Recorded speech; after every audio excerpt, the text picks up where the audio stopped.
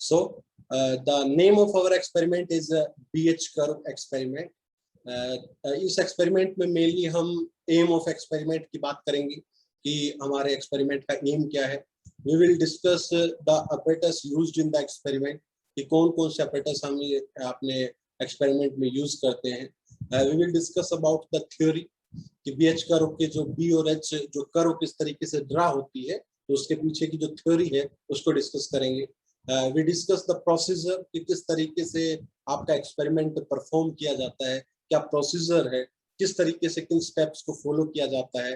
We discuss the observations, कि हमें इस एक्सपेरिमेंट से क्या क्या ऑब्जर्वेशंस मिलेंगी और उन ऑब्जर्वेशंस के क्या क्या आउटपुट आएंगे. तो these are basically the contents of our experiment.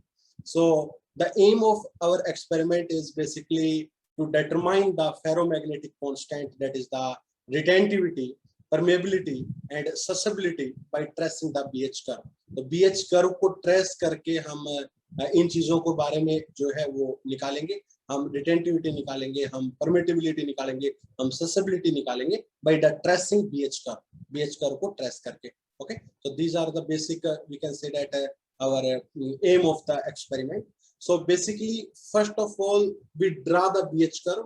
BH curve को ड्रा करेंगे, उसको ट्रेस करेंगे, and after tracing this BH curve हम उनसे कुछ results निकालेंगे. The results are the retentivity, permeability and susceptibility. These are the results coming from the BH curve, and we also calculate the energy loss. Okay, so these are the main aim of our experiment. So, mainly these are the apparatus used in our experiment. The first one is the BH curve apparatus. इस apparatus की help से हम BH curve को draw करेंगे. इस BH curve apparatus में आपको different knobs दिख रहे होंगे. मैं इनको one by one बहुत अच्छे से explain करूंगा. So mainly the apparatus is BH curve apparatus. The CRO is mainly called cathode ray oscilloscope, जो use किया जाता है to obtain the output, कि जो भी आपका BH कर्व apparatus जो आउटपुट दे रहा है, उस आउटपुट को ड्रॉ करने के लिए किसका वेवफॉर्म कैसा आया, वी यूज द CRO. तो बेसिकली CRO एक टीवी की तरह है. जैसे आपके घर में जो टीवी होता है वो एक इमेज देता है जो सिग्नल आ रहा है उसका. इन द सिमिलर वे जैसा BH apparatus आपके आउटपुट देगा उसको CRO ऑब्टेन करेगा. And we use basically two ferromagnetic substance. ये आपको रोड्स दिख रही होंगी. These are the hard ferromagnetic substance, थोड़े हार्ड होते हैं. And these are the we can get soft ferromagnetic substance. Now ferromagnetic substance क्या होता है उनके बारे में भी हम डिटेल से पढ़ेंगे. तो mainly we use two type of material. One is the hard and second is the soft. Soft और हार्ड में फर्क इतना ही है, आप अगर इनको मोड़ कर भी देखोगे तो हार्ड मटेरियल वो जल्दी से मुड़ेगा नहीं, सॉफ्ट इजिली जो है वो मुड़ जाएगा. ठीक है, तो basically we use two material, one is the hard and one is the soft. कैसा क्या होता है मैं कंप्लीट डिस्क्रिप्शन आपको दूंगा. This is the crocodile wire. We use the crocodile to connect this CRO with the BH curve apparatus. इससे connect करने के लिए I use the crocodile wire. I use some connecting wire also. Connecting wire mainly connect the circuits so that we get the output on the CRO. So we also use the connecting wires. So basically these are the apparatus used in our experiment. Okay, one by one मैं हर एक apparatus के बारे में detail से आपको बताऊंगा. Now theory की बात आती है कि हम इस एक्सपेरिमेंट में क्या करना चाहते हैं और ये एक्सपेरिमेंट हमें क्या देगा. This is the most important point actually. So थोड़ी सी मैं इसकी थ्योरी बताता हूँ आपको. तो द फर्स्ट पॉइंट कि मैग्नेटिक मटेरियल्स क्या होते हैं. मेरा पहला पॉइंट यही अराइज होता है कि मेनली आपके जो मैग्नेटिक मटेरियल्स की अगर मैं बात करूं तो मैग्नेटिक मटेरियल्स क्या हों. तो मैग्नेटिक मटेरियल्स होंगे जो जिसके ऊपर अगर आप मैग्नेटिक फील्ड लगाओगे तो वो अपना कुछ इफेक्ट शो करेंगे. मींस जब आपने उस पर मैग्नेटिक फील्ड्स लगाई तो वो कुछ आइदर मैग्नेटिक फील्ड्स को अट्रैक्ट करेंगे, आइदर मैग्नेटिक फील्ड्स को रिपेल करेंगे. मतलब कुछ ना कुछ अपना एक इफेक्ट छोड़ेंगे when we apply the magnetic field. And these material are called magnetic material. Okay, now magnetic material basically आपके तीन तरीके के होते हैं. One is the paramagnetic materials, diamagnetic materials and ferromagnetic materials. Okay, तो पैरामैग्नेटिक मटेरियल्स क्या होते हैं? देखो, एक मटेरियल के अंदर बेसिकली अगर मैं आपको इसको डिटेल से समझाऊंगी, बेसिकली मैंने आपको बताया कि जो मैग्नेटिक मटेरियल्स होते हैं वो मटेरियल्स होते हैं जिन मटेरियल के ऊपर अगर आप मैग्नेटिक फील्ड लाइन लगाओगे, तो मैग्नेटिक फील्ड लाइन अगर आप लगाओगे तो आइदर ये इस मैग्नेटिक फील्ड लाइन को अट्रैक्ट करेंगे, आइदर ये मैग्नेटिक फील्ड लाइन को रिपेल करेंगे। Means magnetic field line apply करने से ये रिस्पॉन्स करेंगे। ऐसे मटेरियल को हम मैग्नेटिक मटेरियल कहते हैं। नाउ बेसिकली मैग्नेटिक मटेरियल आपके तीन प्रकार के होते हैं, the paramagnetic materials, diamagnetic materials and ferromagnetic materials. Paramagnetic materials वो होते हैं कि जब हमने कोई मैग्नेटिक फील्ड मान लो नहीं लगा रखी थी, तो इनके अंदर जो ये एटम्स थे ये रैंडमली आपके अरेंज थे, और इनके जो डाइपोल मूवमेंट था वो भी बेटा रैंडमली अरेंज था। अब आप ये जो डाइपोल मूवमेंट टर्म आई है इसके बारे में एक बार अगर मैं समझाऊं आपको क्या होता है। देखो बेटा, हर एक मटेरियल कहीं ना कहीं एटम्स से मिलकर बना है। कोई भी जो मटेरियल है वो किससे बन के बना है बेटा? एटम की तरह। और अगर मैं एक एटम के बारे में बात करूं तो एक एटम में क्या होता है बेटा? बीच में न्यूक्लियस और सराउंडिंग में इलेक्ट्रॉन आपका रिवॉल्व करता है। इलेक्ट्रॉन आपका क्या करता है बेटा? रिवॉल्व करता है। और आपने एक बात अच्छे से पढ़ी है कि जब भी इलेक्ट्रॉन एक्सेलरेट मोशन में होता है, जब भी इलेक्ट्रॉन रिवॉल्व करता है, तो आप अच्छे तरीके से जानते हो कि वो एक मैग्नेटिक फील्ड को फैलाता है। इलेक्ट्रॉन जब रेस्ट पर होता है तो वो इलेक्ट्रिक फील्ड को फैलाता है, और जब इलेक्ट्रॉन आपका मोशन में होता है तो वो मैग्नेटिक फील्ड फैलाता है। तो एटम के अंदर भी इलेक्ट्रॉन आपका मोशन में है तो वो मैग्नेटिक फील्ड फैलाता है, और जो भी मैग्नेटिक फील्ड फैलाते हैं हम उनको बेटा मैग्नेट्स कह देते हैं। इसका मतलब एक मटेरियल के अंदर सभी एटम्स जो होते हैं बेटा वो मैग्नेट की तरह काम करते हैं। हर एक मेटर जो आपका एटम है वो एक मैग्नेट की तरह काम करेगा, और अगर वो एक मैग्नेट की तरह काम करेगा तो हम ये समझ सकते हैं बेटा कि उसका कुछ मैग्नेटिक मूवमेंट होगा। मैग्नेट क्या होता है बेटा? जैसे एक नॉर्थ पोल और एक साउथ पोल। एक मैग्नेट क्या होता है? जिसका एक नॉर्थ पोल एक साउथ पोल। नॉर्थ पोल और साउथ पोल, अगर मैं यहां पर कोई और दूसरा मैग्नेट रख दूं और उसका नॉर्थ टर्मिनल यहां पर रख दूं, तो ये नॉर्थ और साउथ एक दूसरे को अट्रैक्ट करेंगे। लाइक पोल से एक दूसरे को क्या करेंगे बेटा? रिपेल करेंगे। तो यही बात कही कि हर एक मटेरियल के अंदर जो एटम्स होते हैं बेटा वो एक मैग्नेट की तरह काम करते हैं, और उनका कुछ ना कुछ मैग्नेटिक मूवमेंट होता है। वो मैग्नेटिक मूवमेंट की डायरेक्शन आपकी पर्टिकुलर होती है। ठीक है। अब जब मैंने मैग्नेटिक फील्ड नहीं लगा रखी थी तो वो जो मैग्नेटिक मूवमेंट थे बेटा उनकी डायरेक्शन रैंडम थी। कोई अप था, कोई डाउन था, कोई इधर था, कोई इधर था, कोई इधर था। Random direction of the magnetic movement. और उस रैंडम डायरेक्शन होने की वजह से बेटा आपका जो नेट एम की वैल्यू है वो मेरे बेटा कितनी थी? 0। Net magnetic movement is 0। मतलब उसके अंदर सारी मैग्नेटिक फील्ड जो है एक दूसरे को क्या कर रही थी बेटा? कैंसिल कर रही थी। बट जैसे इस पैरामैग्नेटिक मटेरियल को मैं किसी फील्ड के अंदर रखता हूं तो इनके जो एटम्स का जो मैग्नेटिक मूवमेंट है बेटा वो एक पर्टिकुलर डायरेक्शन में अलाइन हो जाता है। एक पर्टिकुलर डायरेक्शन में अलाइंड हो जाते हैं सारे के सारे एटम्स। सो कुछ ना कुछ बेटा इसके अंदर मैग्नेटिक फील्ड आ जाती है। तो जब भी ऐसे किसी मटेरियल को मैग्नेटिक फील्ड में रखते हैं तो बेटा उसके अंदर कुछ ना कुछ क्या आ जाती है? मैग्नेटिक फील्ड आ जाती है, या हम कह देते हैं मैग्नेटाइजेशन हो जाता है। इस फिनोमेना को बेटा हम कहते हैं मैग्नेटाइजेशन। मैग्नेटाइजेशन क्या कहलाता है बेटा? कि जब मैग्नेटिक फील्ड नहीं थी तो एटम्स के अंदर जो मैग्नेटिक मूवमेंट्स थे उनकी रैंडम डायरेक्शन थी, तो नेट मैग्नेटिक मूवमेंट 0 था। लेकिन जब मैंने उसको फील्ड में रखा तो आपका कुछ ना कुछ मैग्नेटिक मूवमेंट आया। तो ये 0 से कुछ ना कुछ मैग्नेटिक मूवमेंट आना, इस फिनोमेना को हम क्या कहते हैं बेटा? मैग्नेटाइजेशन कहते हैं। मतलब बेटा उस मटेरियल के अंदर जब मैंने फील्ड नहीं लगा रखी थी उस समय किसी प्रकार का कोई भी मैग्नेटिक फील्ड नहीं थी अंदर बेटा, लेकिन जैसे ही फील्ड लगाई तो अंदर भी बेटा एक मैग्नेटिक फील्ड क्या हो गई, प्रोड्यूस हो गई, इंड्यूस्ड हो गई। मेरी बात समझे बेटा? सो अगर मैं इसको और अच्छे से बताऊं आपको, बिल्कुल डीप अगर इसकी स्टडी करें, सो मैंने ये बताया the material which is not strongly attract to a magnet, वो मैग्नेट से बहुत ज्यादा स्ट्रांगली अट्रैक्ट नहीं होंगे। पैरामैग्नेटिक मटेरियल वो होते हैं जो स्ट्रांगली अट्रैक्ट नहीं होते, ठीक है। उनके एग्जांपल्स है aluminium, tin, magnesium, these are the examples of the paramagnetic materials. अगर इन पर एक स्ट्रॉन्ग मैग्नेटिक फील्ड लगा दी जाती है, when a strong external magnetic field is applied, the permanent magnetic dipole orient themselves parallel to the applied magnetic field. ये जो डाइपोल मूवमेंट्स है ये फील्ड की डायरेक्शन में अपने आप को क्या कर लेते हैं बेटा, अलाइन कर लेते हैं, ठीक है। That's why it gives a positive magnetisation.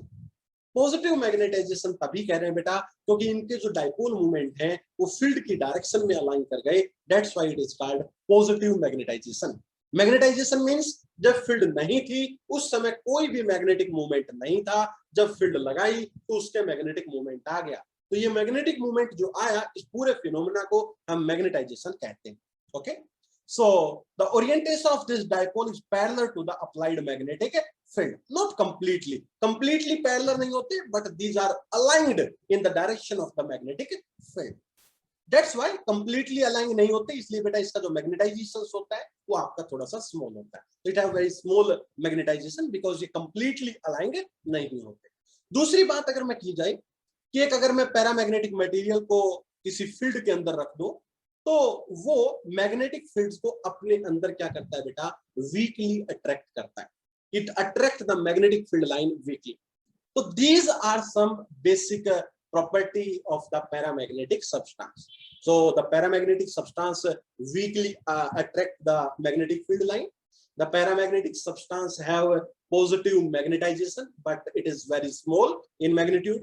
The magnetic movement are aligned in the direction of the magnetic field, and the examples are aluminium and magnesium. These are the examples of the paramagnetic substance. Okay, got it? So this is all about the paramagnetic substance. Now let's move towards the next type of magnetic material, that is the diamagnetic material. Diamagnetic materials की अगर बात करें तो these are repelled by the magnet. अगर magnet को रख देंगे तो रिपेल होंगे वो आपके मटेरियल। एग्जांपल्स अगर दो तो zinc, mercury, lead, sulphur, copper, silver, these are wood, these are the examples of the diamagnetic substance. बेटा डायमैग्नेटिक सब्सटेंस वो होते हैं जिनके अंदर कोई भी मैग्नेटिक मूवमेंट नहीं होता। बेटा आप अगर लकड़ी ले लोगे, क्या लकड़ी जो वुड आपने ली, क्या बेटा उस वुड के अंदर किसी प्रकार का कोई मैग्नेटिक मूवमेंट है? क्या उस पर कोई मैग्नेट आप रखोगे या उसके करीब जो अगर मैग्नेट को लेके जाओगे तो क्या उसको अट्रैक्ट या रिपेल करेगा? नहीं करेगा। तो जब हमारी मैग्नेटिक फील्ड लाइन नहीं थी तो बेटा उसके अंदर बिल्कुल m की वैल्यू 0 थी। हर एक एटम के अंदर, किसी भी एटम के अंदर बेटा मैग्नेटिक मूवमेंट नहीं था।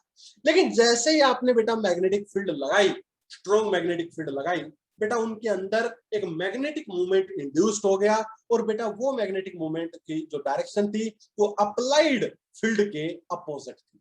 तो this is the most important property कि इनिशियली डायमैग्नेटिक मटेरियल में कोई भी मैग्नेटिक मूवमेंट नहीं होता। मैग्नेटिक मूवमेंट नहीं होता इसका मतलब ये है कि वो किसी भी मटेरियल को अट्रैक्ट या रिपेल नहीं करता।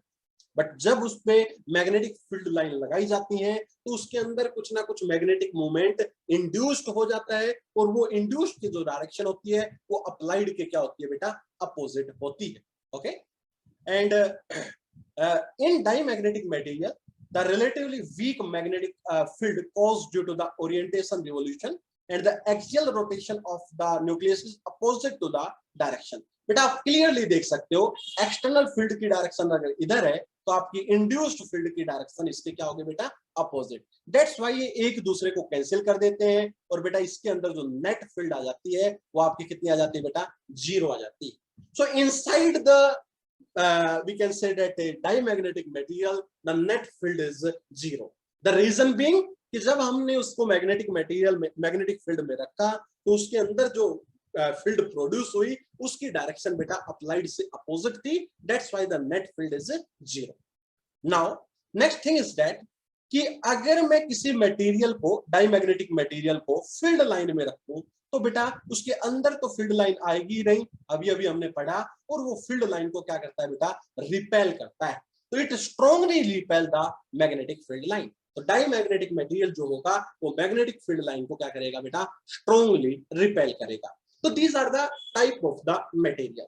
Now let's move towards the next type. तो अगर बात करूं मैं फेरोमैग्नेटिक मटेरियल की, this is the most important material. Actually the BH curve is obtained only in the ferromagnetic material, सिर्फ इसी में ऑब्टेन्ड होती है जो कर्व हमारी होती है। तो क्या है बेटा, the material which are strongly attracted by the magnetic fields और द मैग्नेट, ये मटेरियल्स जो है वो मैग्नेट से या मैग्नेटिक फील्ड लाइन से स्ट्रांगली अट्रैक्ट होते हैं। Okay, the examples are iron, आप किसी आयरन को आप किसी मैग्नेट के पास रखना तो वो जल्दी से अट्रैक्ट हो जाएगा। Steel, nickel, cobalt, these are the examples of the ferromagnetic substance, और ये स्ट्रांगली अट्रैक्ट होते हैं, that's why its permeability is high, very high, its permeability is high. तो क्या होता है, जरा ध्यान से सुनते हैं बेटा, जब हमारी फील्ड लाइन नहीं थी तो फेरोमैग्नेटिक सब्सटेंस के अंदर जो मैग्नेटिक मोमेंट्स थे या जो डाइपोल्स थे बेटा, ऑलरेडी आपके अलाइंड थे, ऑलरेडी वो क्या थे बेटा, अलाइंड थे। अगर मैं बात करूं पैरामैग्नेटिक में तो बेटा जब हमारी फील्ड नहीं थी तो वो रैंडमली ओरिएंट कर रहे थे, बट अगर मैं बात करूं फेरोमैग्नेटिक की तो वो ऑलरेडी थोड़े से अलाइंड थे। जैसे ही मैं फील्ड को लगाता हूं ये स्ट्रांगली बेटा एक डायरेक्शन में क्या कर जाते हैं, अलाइंड कर जाते हैं। That's why the paramagnetic substance is used for obtaining the BH curve. इसमें कोई पूछ ले आपसे डिफरेंस कि what is the difference between the ferromagnetic and paramagnetic, because दोनों ही फील्ड को अट्रैक्ट कर रहे हैं। तो डिफरेंस इज वेरी सिंपल कि in case of ferromagnetic substance magnetic dipole is already aligned in the absence of the magnetic field, and when we apply the magnetic field these are the strongly aligned in a particular direction, that's why beta it is strongly attract the magnetic field line। तो आपका strongly आपका magnetic field line को क्या करता है बेटा, आपका attract करता है। तो this is the classifications of the magnetic material। I give you a quick revision of this thing। मैंने जस्ट आपको पहले बताया कि मैग्नेटिक मटेरियल क्या होता है। मैग्नेटिक मटेरियल वो होता है जो कि क्या करे बेटा, जब हम उस पर मैग्नेटिक फील्ड लाइन लगाएं तो वो रेस्पॉन्स करे, आइदर इट अट्रैक्ट और आइदर इट रिपेल। नाउ बात आई कि एक मटेरियल होता है, मटेरियल एटम से बना हुआ होता है, और जो एटम्स होते हैं बेटा वो क्या होते हैं आपके, पता ना मेरे बेटा, एटम्स जो होते हैं उनके अंदर atom behave like a magnet. वो किसकी तरह बिहेव करता है, एक मैग्नेट की तरह बिहेव करता है। क्यों, क्योंकि हमने पढ़ा है कि electron is at rest produce the electric field, electron in the motion produce the magnetic field, और जो मैग्नेटिक फील्ड को प्रोड्यूस करे वो आपका क्या हो गया, मैग्नेट। तो एटम एक मैग्नेट की तरह बिहेव करता है, और अगर वो मैग्नेट होगा तो उसका एक पोल होगा नॉर्थ, एक होगा साउथ, मतलब उसमें कुछ ना कुछ मैग्नेटिक मूवमेंट होगा। मैग्नेटिक मूवमेंट का मतलब होता है बेटा कि उसकी strength of the magnetic field by a particular magnet. तो जब मैंने पैरामैग्नेटिक मटेरियल की बात की तो in the absence of the magnetic field उनमें जो मैग्नेटिक मूवमेंट था वो रैंडमली ओरिएंट कर रहा था, इसलिए एम की वैल्यू 0 थी। जैसे ही मैंने फील्ड लगाई एम की वैल्यू आपकी क्या हो गई बेटा, नॉन जीरो हो गई, ये एक पर्टिकुलर डायरेक्शन में अलाइन कर गए। लेकिन एक बिल्कुल सारे के सारे एक पर्टिकुलर नहीं करेंगे, जस्ट वो थोड़ा थोड़ा अलाइंड करेंगे, ठीक है। In case of the ferromagnetic substance जब आपकी फील्ड नहीं थी तब भी बेटा पार्टिकल्स जो थे वो पर्टिकुलर डायरेक्शन में अलाइंड थे, अप्लाइड मैग्नेटिक फील्ड करने से वो स्ट्रिक्टली एक पर्टिकुलर डायरेक्शन में हो गए।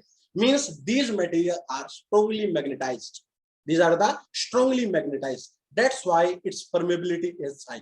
परमेबिलिटी गिव्स, परमेबिलिटी बेटा क्या देगी कि एक मटेरियल कितना मैग्नेटाइज होता है। मैग्नेटाइज मींस कितने उसके जो मैग्नेट्स हैं वो पर्टिकुलर डायरेक्शन में अलाइन करते हैं।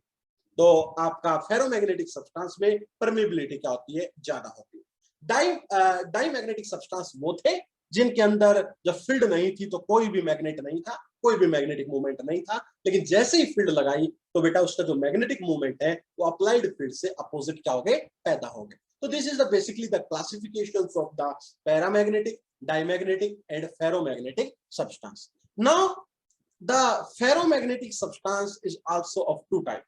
One is the hard ferromagnetic substance and one is the soft ferromagnetic substance. So basically, first of all, I draw the BH curve.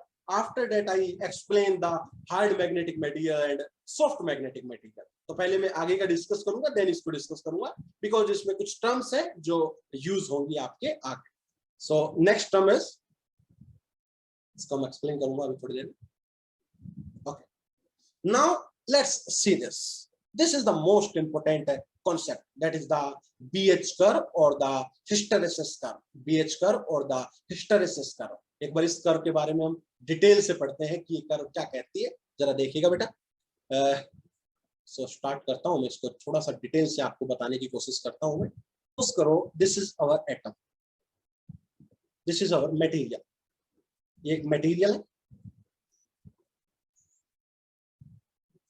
External field, that is the H is the external field, is 0 है। so जो atoms थे उनको जो magnetic movements थे वो आपके particular direction में align थे, लेकिन not in a particular direction, थोड़ा सा इस तरीके से वो अलाइन थे। Okay, in case of the ferromagnetic substance. But जैसे ही मैंने फील्ड को, एक्सटर्नल फील्ड को नॉन जीरो किया, ये सारे के सारे जो मटेरियल्स थे वो एक पर्टिकुलर डायरेक्शन में क्या हो गए बेटा, सारे के सारे एटम अलाइंड हो गए। मतलब सभी का मैग्नेटिक मोमेंट एक पर्टिकुलर डायरेक्शन में आ गया, सभी मैग्नेट्स एक पर्टिकुलर डायरेक्शन में अलाइंड हो गए। ठीक है, this type of material is called ferromagnetic substance. Now अगर हम इसको और डिटेल से थोड़ा पढ़ना चाहें कि what is this H? H है बेटा external field. H is the external field that we apply on the magnet. H is the magnetic field,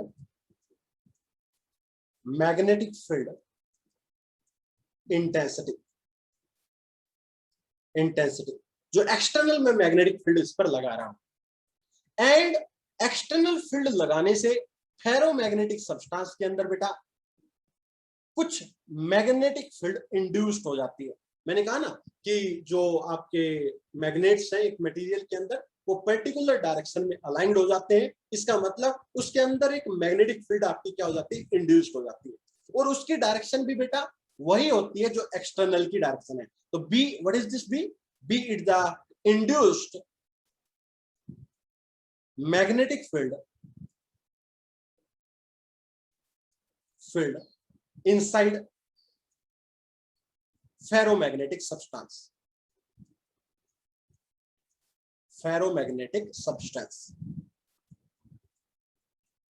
Now basically induced magnetic field, इसको हम और भी चीजें नाम देते हैं। इसको हम intensity of this is called intensity of magnetization भी कह देते हैं। इंटेंसिटी ऑफ मैग्नेटाइजेशन, इसको हम मैग्नेटिक या मैग्नेटाइजेशन वेक्टर भी कह देते हैं। तो it is either denoted by B, कई बुकों में ये आपको आई से भी मिलेगा और कई बुकों में ये आपको एम से भी मिलेगा। So H is the magnetic field intensity, और we can say that the external, जो हम अप्लाई कर रहे हैं एक्सटर्नल या फिर applied magnetic field intensity, and B is the induced magnetic field inside the ferromagnetic substance, or we can say that the intensity of magnetization, or we can say that the magnetization vector. Okay, so basically we want to draw a curve between this H and this, we can say that B, कि H और B के बीच की curve को हम draw करते हैं। तो feel करते हैं कि ये कर्व कैसे ड्रा होती है। इनिशियली जब मैंने कोई भी एच नहीं लगाया, कोई भी एक्सटर्नल फील्ड नहीं लगाई, तो आपका जो बी था वो भी 0 था। जैसे जैसे मैं एच की वैल्यू, एक्सटर्नल फील्ड की वैल्यू को बढ़ाता हूं, वैसे वैसे बेटा अंदर भी जो मैग्नेटिक फील्ड जो इंड्यूस्ड हो रही है वो भी आपकी क्या चली जाएगी बेटा, बढ़ती चली जाएगी। और एक ऐसा समय आएगा जिस समय के बाद वो वैल्यू फर्दर क्या नहीं होगी बेटा, इंक्रीज नहीं होगी। मतलब एक मैग्नेट की एक लिमिट होती है, एक पर्टिकुलर सब्सटेंस की एक लिमिट होती है कि उसके बाद उसके अंदर फील्ड इंड्यूस्ड नहीं होगी। ओके, तो this is that particular value, this is the saturation point also. इस पॉइंट को हम मेनली सैचुरेशन पॉइंट भी कहते हैं। क्लियर बेटा? हाँ जी, बताओ ये चीज क्लियर है आपको? नाउ बेटा अगर हम अब इस H को डिक्रीज करना स्टार्ट करते हैं, अब हम इस H को क्या करते हैं बेटा, डिक्रीज करना स्टार्ट करते हैं, तो बेसिकली आपकी B की वैल्यू भी डिक्रीज होगी। B की वैल्यू देख लो बेटा, जैसे जैसे हम H को डिक्रीज कर रहे हैं B की वैल्यू भी डिक्रीज कर रही है। But it is found that, but ये मिलता है कि H तो बेटा आपका 0 हो जाएगा, लेकिन जो अंदर फील्ड इंटेंसिटी जो इंड्यूस्ड रही है वो आपकी 0 नहीं आएगी। मेरी बात सुनिएगा प्लीज, इस बात को समझिएगा मैं क्या कहना चाह रहा हूं। मैग्नेट के अंदर स्टार्टिंग में जैसे जैसे आपने H को बढ़ाया, आपकी B की वैल्यू भी बढ़ी। अब आपने बाहर वाली एक्सटर्नल फील्ड को कम करना स्टार्ट कर दिया, तो B भी कम स्टार्ट होगा, B भी कम होना स्टार्ट हो गया। लेकिन ये जो B है बेटा, ये वैल्यू 0 पर नहीं आया जब H मतलब 0 हुआ। मतलब कुछ ना कुछ बेटा इसके अंदर मैग्नेटिक फील्ड रह गई, कुछ ना कुछ इसके अंदर मैग्नेटिक फील्ड रह गई जब हमने इस मैग्नेट को मैग्नेटिक फील्ड में रखा। नाउ इस H को अगर मैं फर्दर डिक्रीज करता हूं, तो ये मैंने इसको फर्दर डिक्रीज करना लगा। नाउ इस पॉइंट पर आकर बेटा आपकी इसमें जो इंड्यूस्ड फील्ड थी वो आपकी क्या हुई बेटा, 0। नाउ फर्दर अगर आप H को डिक्रीज करते हो तो इसके अंदर एक B पैदा हो गया अपोजिट डायरेक्शन में, और एक पर्टिकुलर पॉइंट तक बेटा वो पैदा हुआ। अब अगर मैं दोबारा इसके अंदर मैग्नेटिक फील्ड जो एक्सटर्नल अप्लाई कर रहा हूं इसको इंक्रीज करने लग जाऊं, तो इंक्रीज अगर आप करोगे तो बी भी इसमें क्या होने लगेगा, इंक्रीज होने लगेगा, and we get this type of particular shape, और मुझे ये पर्टिकुलर शेप मिलेगी, this particular shape. Actually this curve is called BH curve. ये जो कर्व आती है बेटा ये आपकी BH कर्व आती है। इस चीज को आपको समझना है कि ये कैसे हुआ। मैं आपको फिर दोबारा से समझाता हूं क्या कुछ हो रहा है, एक बार बेटा प्लीज इसको दोबारा से देखिएगा।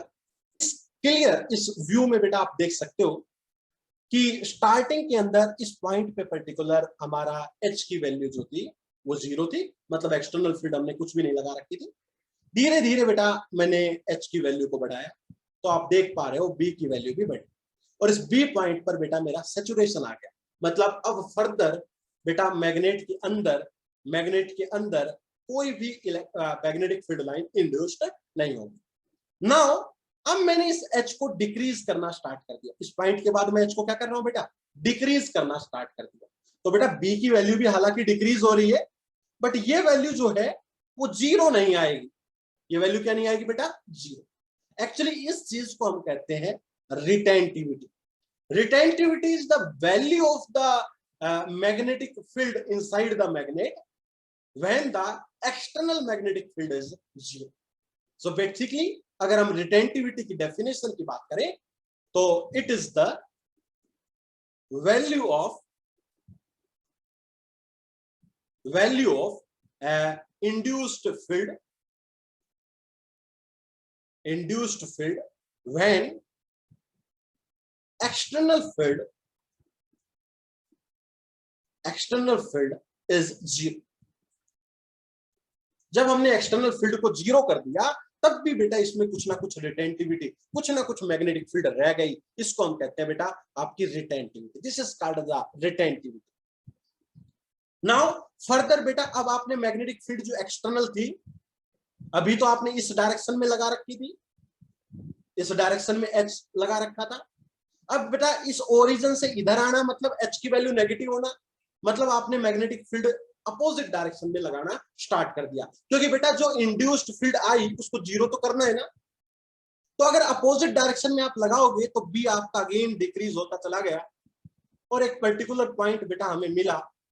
इस पॉइंट पर बेटा आपकी जो अंदर फील्ड थी वो जीरो हो चुकी है। इस वैल्यू को हम कहते हैं कोहेरिसिटी।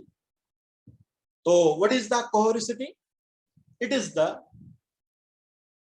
Value of negative applied field, magnetic field when induced field become zero, कि उस समय आपका B की वैल्यू जीरो हो चुकी है। तो this is the value of this H, negative value of H when this B is zero. This is called coherency.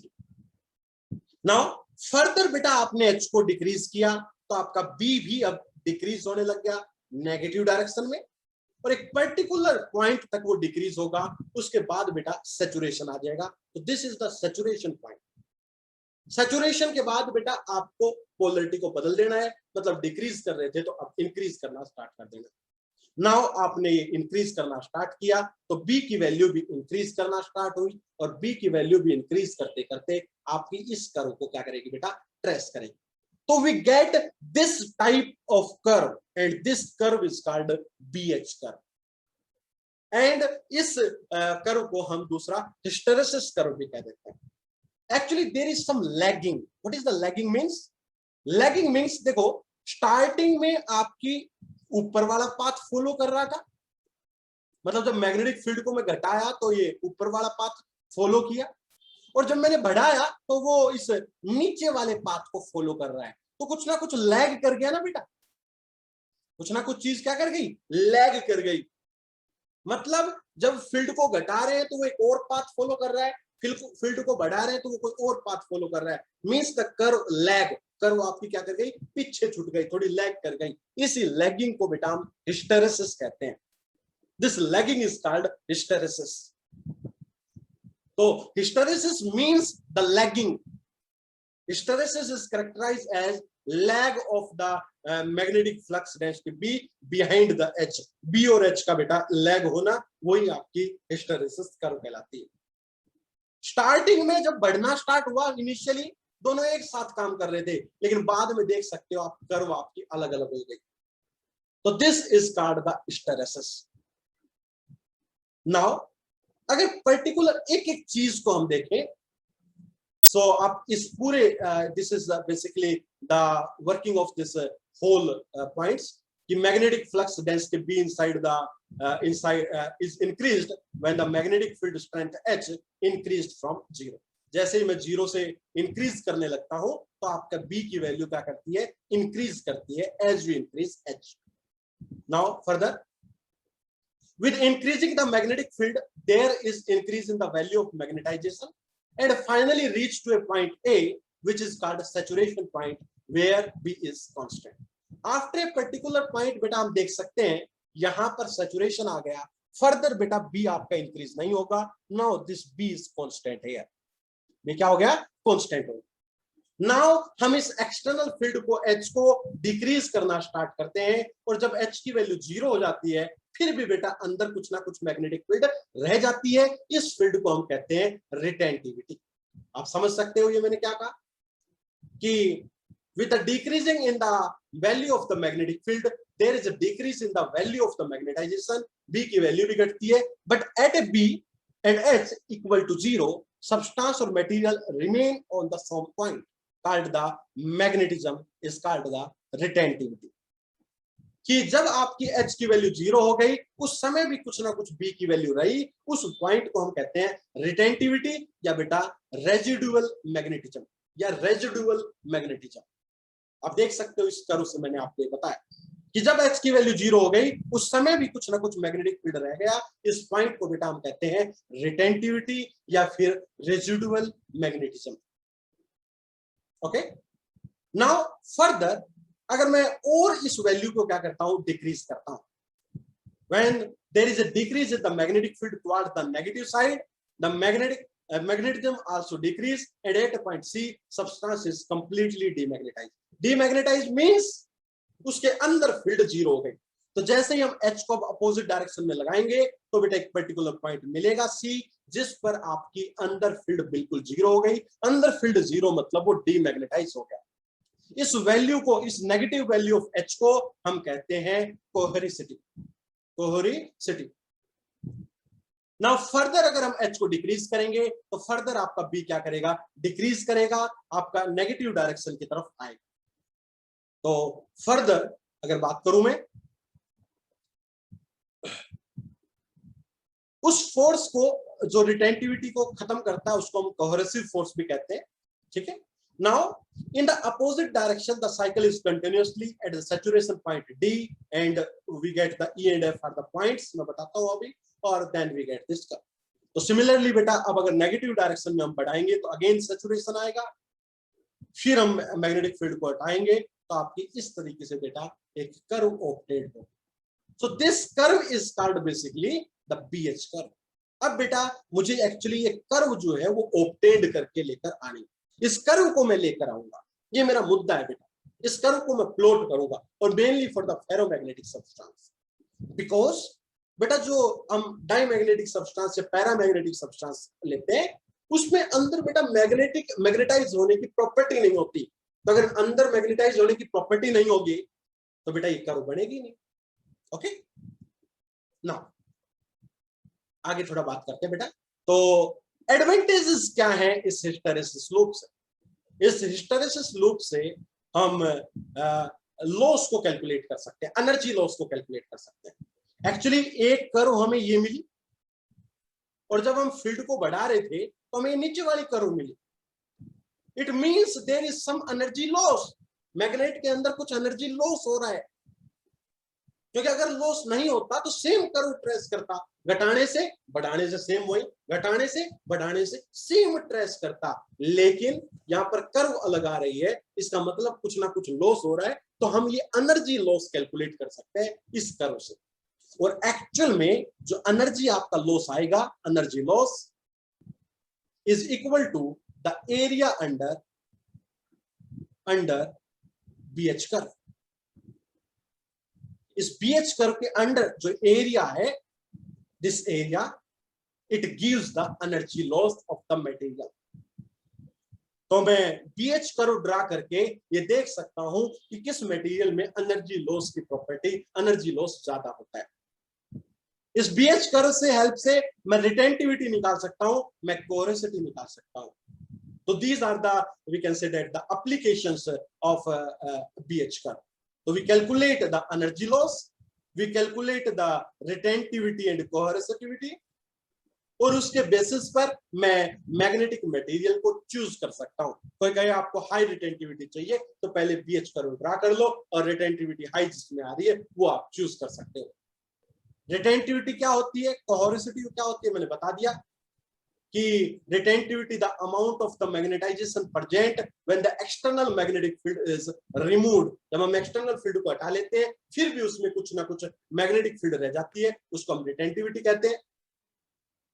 कोहेरेसिटी क्या होती है, the amount of negative value of external magnetic field required to completely demagnetize the substance is called coercivity. Completely उसको demagnetize करना है तो हम उसको कोहेरेसिटी कह देते हैं। So these are the advantages and we can say that the retentivity and coherency. Now let's move towards the apparatus. This is our apparatus. This is our BH curve apparatus. So basically इस apparatus के अंदर है क्या क्या, उस चीज को हम देखते हैं।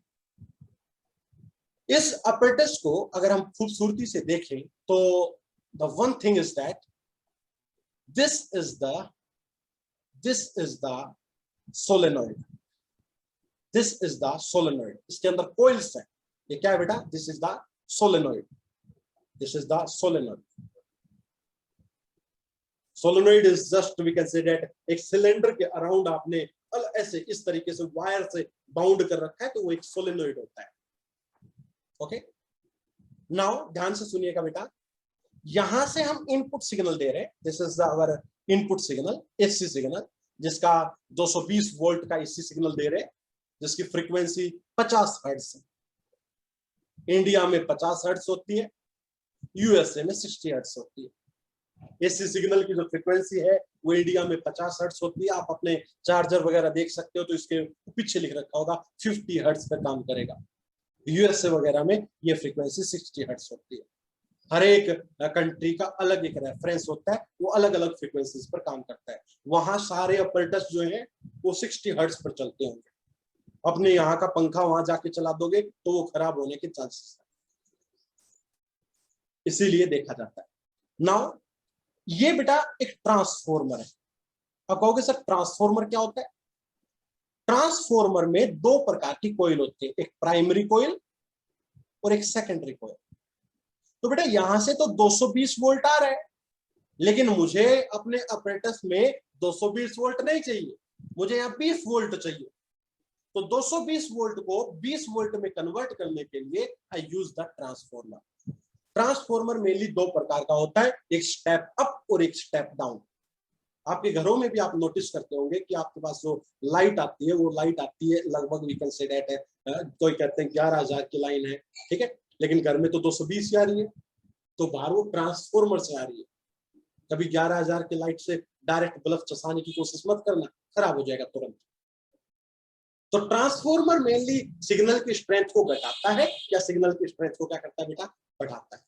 तो ट्रांसफॉर्मर का मेनली ये काम होता है। नाउ मेनली बेटा इस ट्रांसफॉर्मर में आप एक चीज नोटिस कर रहे होंगे कि यहां पर आपको ये गोले दिख रहे हो। ये गोले क्या है बेटा कि ये आपको किसके साथ कनेक्ट करना है? इसके साथ, इसके साथ, इसके साथ, या इसके साथ। इससे क्या हो रहा है बेटा? कोइल्स की संख्या बढ़ रही है। कोइल्स की संख्या बढ़ रही है मतलब आउट इनपुट, ये वोल्टेज जो है बेटा, यहाँ की वोल्टेज जो है वो बढ़ रही है। जितनी ज्यादा कोइल्स, नंबर ऑफ कोइल्स के अक्रॉस आप आउटपुट लोगे, आपकी जो वोल्टेज है वो बढ़ जाएगी।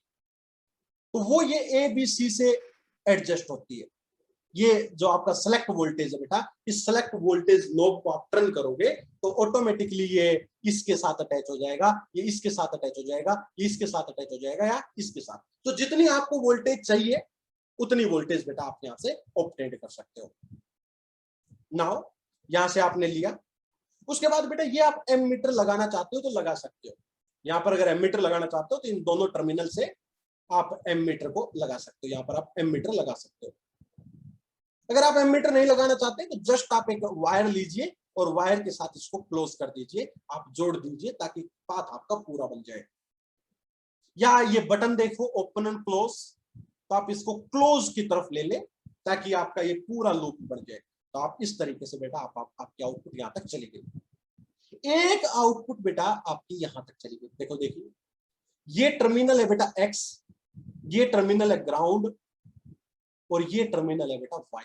अब सुनने की कोशिश करना मेरे बेटा, ये देखो एक्स पर क्या लग रहा है? एक्स पर क्या लग रहा है बेटा? एक्स पर डायरेक्ट आपकी जो इनपुट आप अप्लाई कर रहे हो डायरेक्ट इनपुट ये है। मतलब बेटा एक्स पर क्या मिलेगा आपको? एक्सटर्नल फील्ड, जिसको आप एच कह रहे हो। This is basically the H, external field आप यहां से ले रहे हो। एच एक्चुअली बेटा करंट ले रहे हो, करंट से फील्ड अपने आप जो है वो कन्वर्ट हो जाती है। तो एक्स टर्मिनल पे हमने डायरेक्ट बेटा यहां से अटैच कर दिया, तो आप direct we can say that external ले रहे हो। और एक इसकी जो वायर है बेटा वो आप इस तरीके से गए और इस सोलेनोइड में से उसको कनेक्ट कर दिया, और इस सोलेनोइड से बेटा आपने वाई पर ले लिया। अब इस सोलेनोइड के अंदर बेटा हम कोई भी फेरोमैग्नेटिक मटेरियल रखेंगे, मैग्नेट रखेंगे इस सोलेनोइड के अंदर। मैं अभी दिखाऊंगा आपको इसमें रखें। तो जो अब आप सोलेनोइड के अंदर बेटा, ये एक्चुअली यहां पर अटैच है, इंटरनली ये यहां पर अटैच है। इसके अंदर आप मैग्नेट्स, अलग अलग मैग्नेट्स रखोगे, ये इस तरीके से कॉइल्स हैं, अंदर मैग्नेट रखोगे, तो उस मैग्नेट के अंदर जो फील्ड इंड्यूस होगी वो आपको इस वाई टर्मिनल से मिलेगी। तो वाई टर्मिनल से बेसिकली आपको क्या मिला बेटा? बी मिला।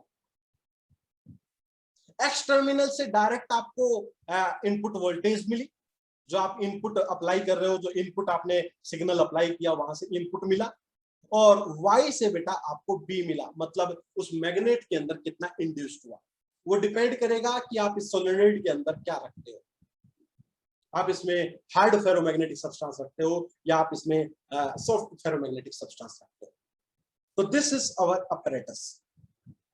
ओके, नाउ अगर हम This is our CRO, and this is the channel 1 power button, this is channel 2 power button, and here this is the main terminal, main on. So first of all I switch on the main supply. After that I switch on channel 1 and channel 2 so that this channel both are operating simultaneously. Now one thing must be remember, click on display button. The format is must be XY plane because we want to obtain X and Y terminal, X and Y outputs continuously simultaneously.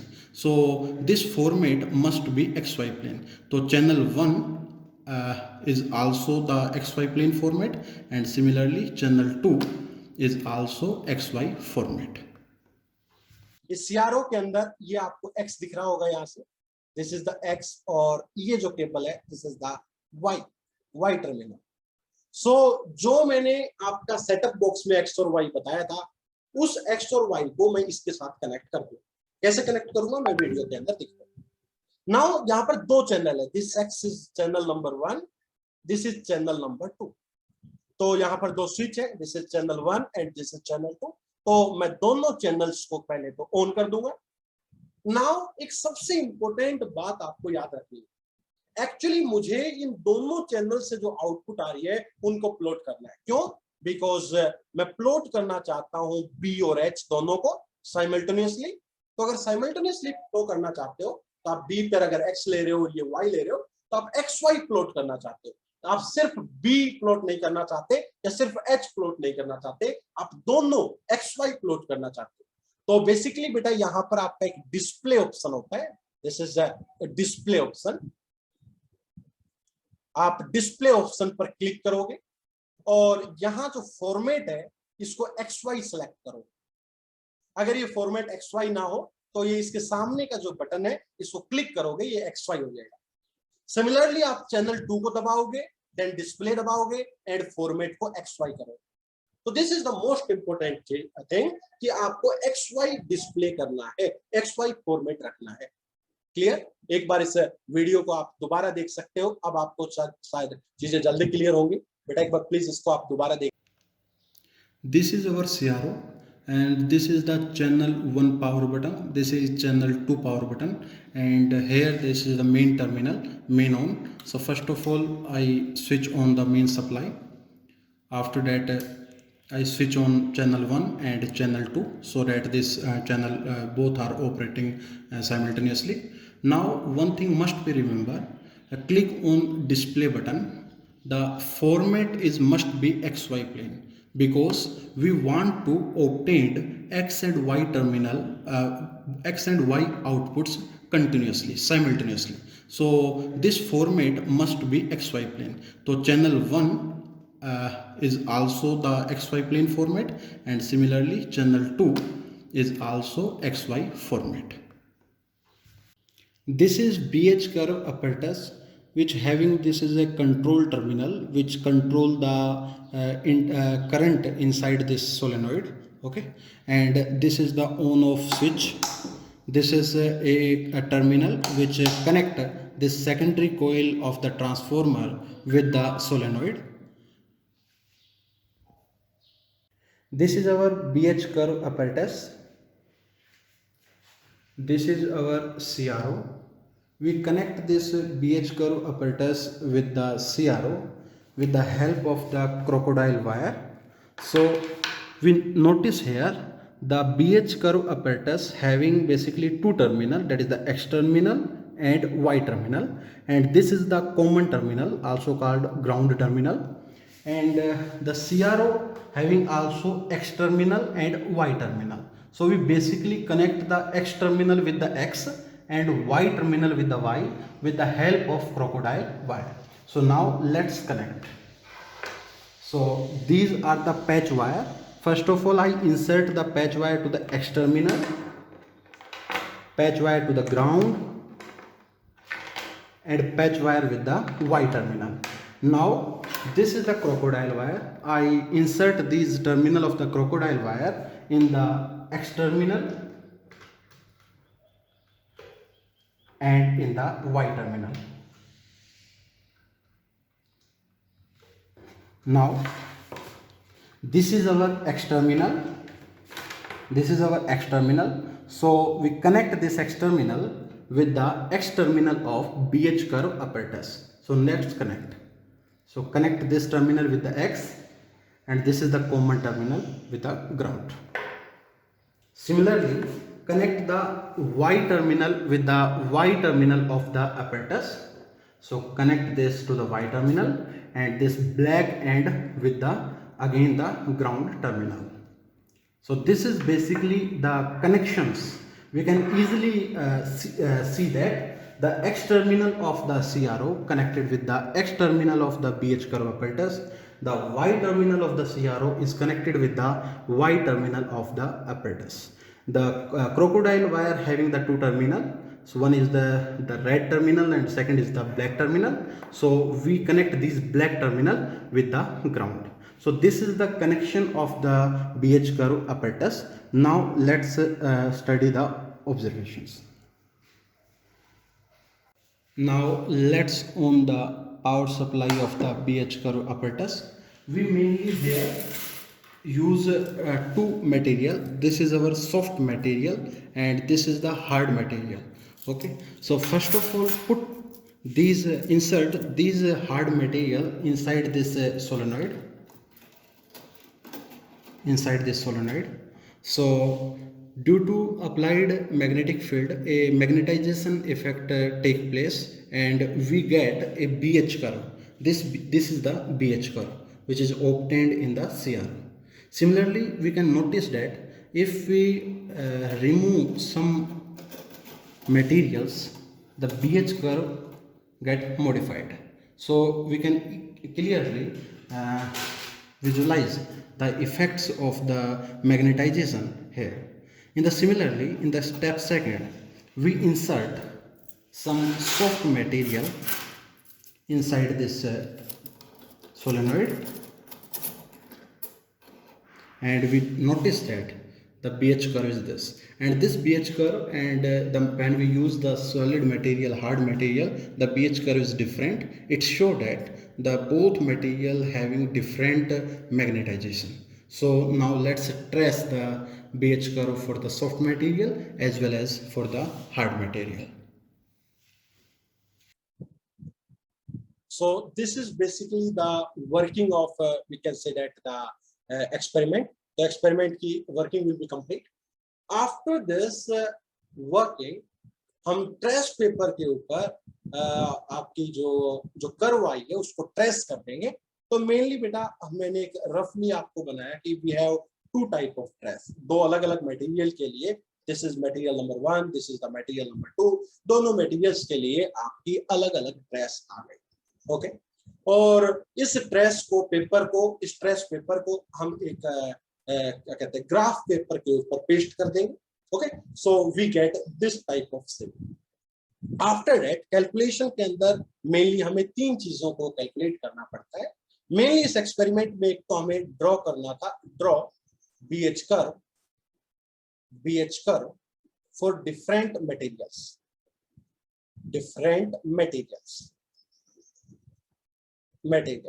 तो mainly हमने अलग अलग दो materials के लिए से silicon steel and carbon steel, दो आपके स्टील थे और उनसे आपने अलग अलग कर्व को क्या किया बेटा, ड्रॉ किया. This is our first M. Second M था कि हम इसका retentivity and we can say that coercivity निकाल सकते हैं. आप देख सकते हो ओरिजिन से लेकर इस पॉइंट तक और ओरिजिन से लेकर ये आपकी द रिटेंटिविटी निकल के आ जाएगी बेटा. This is the retentivity of the sample number 2 second. और यहाँ ओरिजिन से लेकर अगर इसको आप मेजर करोगे तो this is the retentivity of the first sample. In the similar way अगर आप यहां से यहां तक ये चीज कैलकुलेट करोगे तो this is the coercivity of the second material and this is the coercivity of the second first material. तो कोहेरेसिटी एंड रिटेंटिविटी भी बेटा यहां से हम निकाल सकते हैं। And the third most important, the energy loss. Energy loss, energy loss निकालता जाता है बेटा area of BH curve, area of BH curve, area of BH curve. Now how we draw this, how we find this? So we can notice that there in the graph paper there are some squares. These are the squares. आप ये square देख सकते हो और graph paper में आप इस एक स्क्वायर का एरिया निकालना से इसकी लेंथ 1 mm है, आपकी ब्रेथ 1 mm है, तो 1 mm into 1 mm, तो आपको एक स्क्वायर का एरिया निकल के आ गया। अब आप काउंट कर लो कि इस पूरी कर्व के अंदर लगभग आपके कितने स्क्वायर्स हैं। अब कहोगे सर ये परफेक्टली स्क्वायर तो नहीं है, तो कोई नहीं, जैसे ये आपको दिख रहा है आधा स्क्वायर है, ये आपका आधा स्क्वायर है, तो आधा स्क्वायर के कितना 1, तो रफली आप नंबर ऑफ स्क्वायर्स को काउंट कर लो। तो नंबर ऑफ स्क्वायर को आपने काउंट किया और एरिया निकालने के लिए आपने नंबर को एक जो स्क्वायर है उसके एरिया से मल्टीप्लाई कर दिया, तो आपका एरिया ऑफ बीएच कर्व आ जाएगा और यहां से बेटा आपको एनर्जी लॉस पता लग जाता है। तो आप क्लियरली देख सकते हो जो सैंपल नंबर 1 जो मैंने कार्बन स्टील लिया, इसके अंदर आप देख सकते हो बेटा एरिया ज्यादा है और जो रेड पोर्शन लिखा उसके अंदर जो आपका एरिया है बेटा वो क्या है, कम है। तो आप देख सकते हो यहां से, तो यहां से हम एनर्जी लॉस का अंदाजा लगा सकते हैं कि कार्बन स्टील में ज्यादा एनर्जी लॉस होगी, हाई लॉस होगा, और आपका सिलिकॉन स्टील है उसमें लो लॉस होगा। तो मेनली हम बीएच कर्व को ड्रा करेंगे टेस्ट पेपर पे, जो हमने अभी सीआरओ पे ऑब्टेन्ड की। हम रिटेंटिविटी एंड कोहेरेसिविटी निकाल सकते हैं मेजर करके। हम इसके अंदर का एरिया निकालेंगे जो मुझे देगा एनर्जी लॉस को देगा। तो मेनली हम ये सारे जो थिंग्स है इनको हम एक्सपेरिमेंट के अंदर निकालते हैं। नाउ इसके अंदर मैंने एक बात आपको जो स्किप करवाई थी, जो मैं कहा था कि मैं इसको एक्सप्लेन करूंगा अभी, वो क्या था आप नोटिस कर सकते हो। मैंने बताया था कि जो फेरोमैग्नेटिक सब्सटेंस है वो बेसिकली आपका 2 टाइप का होता है, जो मैंने इंस्ट्रूमेंट में या अपने एक्सपेरिमेंट में यूज किया है। One is the hard material and second is the soft material. Okay, one is the hard material and second is the soft material. मैंने 2 टाइप के मटेरियल्स को यूज किया है, hard material and soft material. तो difference क्या है, can not be easily magnetize, can be easily magnetize. Soft material बहुत जल्दी मैग्नेटाइज हो जाते हैं। जल्दी मैग्नेटाइज मतलब उनके अंदर जो मैग्नेटिक फील्ड लाइंस है वो जल्दी आ जाती है, ठीक है। और जो हार्ड मटेरियल्स हैं ये हीटिंग इफेक्ट को शो करती हैं and sudden cooling, heating and sudden cooling आपकी होती है। बट जो सॉफ्ट मटेरियल्स होती है वो स्लोली हीट और स्लोली कूल होते हैं। आप जब इस एक्सपेरिमेंट को फिजिकली करोगे तो आप जो मटेरियल डाल रहे हो उस मटेरियल को आप निकालोगे तो आप नोटिस करोगे कि वो मटेरियल गर्म हो जाता है। क्यों? क्योंकि मैग्नेटिक फील्ड उसके अंदर बेटा प्रोड्यूस हुई है, करंट फ्लो किया है उसकी वजह से। और जो आपका हार्ड मटेरियल होता है वो हीट और कूल सडन होता है, सॉफ्ट मटेरियल जो है हीट और कूल आपका स्लोली होता है। उसके बाद domain wall does not move easily and require large value of H for magnetization. Actually domain walls का मतलब इस मटेरियल को मैग्नेटाइज करने के लिए, मतलब डाइपोल मूवमेंट को एक डायरेक्शन में अलाइंड करने के लिए मुझे लार्ज मैग्नेटिक फील्ड की जरूरत पड़ेगी। But soft material can be easily magnetize, आपकी लो फील्ड पर भी क्या हो जाते हैं, मैग्नेटाइज हो जाते हैं। Hysteresis loop area is larger, susceptibility and permeability is value are small. Hard material का जो हिस्टेरेसिस एरिया जो निकल के आता है, आपने देखा था जो फर्स्ट कर्व आई थी वो बड़ी आई थी, सेकंड कर्व आपकी छोटी आई थी।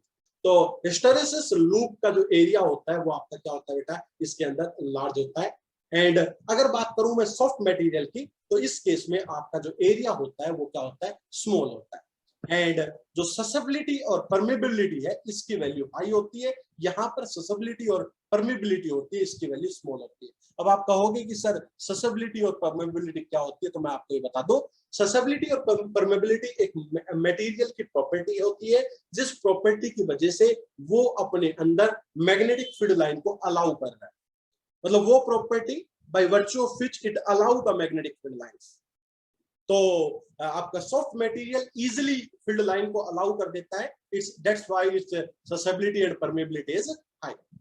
Retentivity and coercitivity is also large in case of hard magnetic material, and the retentivity and coercitivity is small in case of the soft magnetic materials. High eddy current and this is the low eddy current. Eddy current means जब हमने magnetic field को zero कर दिया तब भी बेटा उसके अंदर कुछ ना कुछ आपका we can say that magnetic field रही, उस मैग्नेटिक फील्ड के कारण जो करंट प्रोड्यूस हुआ उस करंट को हम एडी करंट कहते हैं. सॉफ्ट मटेरियल में किसी प्रकार की इंप्योरिटीज नहीं होती, कोई डिफेक्ट नहीं होता. हार्ड मटेरियल में बेटा इंप्योरिटीज होते हैं. अगर हार्ड मटेरियल का मैं एग्जांपल लूं तो steel and we can say that the carbon steel जो मैंने आपको बताया, chromium, these are the examples. Mainly मैं फिलहाल आपका जो एक्सपेरिमेंट में स्टील लेकर करवाया. अगर मैं बात करूं एग्जांपल सॉफ्ट मटेरियल का तो दो आयरन सिलिकॉन अलॉय है. This is the example ferrous निकल अलॉय है and ferrite जर्नेट्स है. these are the examples of the soft magnetic materials. तो इसका मैंने एग्जांपल लिया, मैंने मेनली आयरन सिलिकॉन एलॉय लेकर एक्सपेरिमेंट किया है. यूज क्या है बेटा, हार्ड मैग्नेटिक मैग्नेट को परमानेंट मैग्नेट बनाने के लिए यूज किया जाता है. क्यों? क्योंकि फील्ड को मैंने हटा दिया था तो भी इसके अंदर मैग्नेटिक फील्ड रह गई थी. इसका मतलब उसके अंदर परमानेंट मैग्नेटाइजेशन हो जाता है. इसको परमानेंट मैग्नेट जहां पर हमें चाहिए तो हम इसका यूज कर लेते हैं. और अगर मेरे को जो इलेक्ट्रोमैग्नेट्स होते हैं, जो सॉफ्ट ट्रांसफॉर्मर की कोयल वगैरह होती हैं, उनमें मैं सॉफ्ट मैग्नेटिक मटेरियल को यूज करता हूं. तो अगर मैं दोनों की एक बार कर्व पर फोकस करूं कि दोनों की कर्व क्या होगी, तो we can easily notice the curve here. So this is the curve of the soft material and this is the curve of the hard magnetic material. तो एरिया का लूप देख सकते हो, हार्ड का ज्यादा आएगा, सॉफ्ट का कम आएगा. तो यहां से बेटा जो वर्किंग हमारी बनी थी उस वर्किंग के अंदर भी आप देख सकते हो. अगर मैं we can say that the BH curve, mainly बेटा आपको इस एक्सपेरिमेंट के बारे में सारा पता लग गया होगा. थोड़ा सा अगर मैं एक 5 मिनट के अंदर समरी दूं, बीएच कर्व एक्सपेरिमेंट के अंदर बेटा एक फेरोमैग्नेटिक सब्सटेंस को लिया जाता है. फेरोमैग्नेटिक सब्सटेंस वो है जिनके अंदर मैग्नेटिक मूवमेंट ऑलरेडी थोड़े बहुत अलाइंड होते हैं, लेकिन जैसे फील्ड आप स्ट्रांगली फील्ड लगाते हो वो स्ट्रांगली एक पर्टिकुलर डायरेक्शन में अलाइन कर जाते हैं. ठीक है. तो बेटा एक मैंने एच लगाया, एक्सटर्नल फील्ड लगाई. एक इसके मैग्नेट के अंदर जो फील्ड इंड्यूस्ड हुई उसको मैंने बी से डिनोट किया. तो मैंने एच को चेंज किया और मैंने बी को देखा. तो मैंने बी और एच के बीच में कर्व बनाई, तो मेरा एक लूप बना. उस लूप को बेटा आपको ऑब्टेन करना है. वो लूप मुझे कई इंफॉर्मेशन देगा. वो लूप मुझे एनर्जी लॉस देगा. वो लूप मुझे रिटेंटिविटी देगा. वो लूप मुझे कोहेरेसिटी देगा. वो लूप मुझे ये बताएगा कि आप जो मटेरियल यूज कर रहे हो वो सॉफ्ट मटेरियल है या हार्ड मटेरियल है. ये इंफॉर्मेशन मुझे उस लूप से मिले. तो these information are obtained from these loop. So this is basically the experiment of the BH curve. I hope you all understand this experiment. So this is all about the experiment.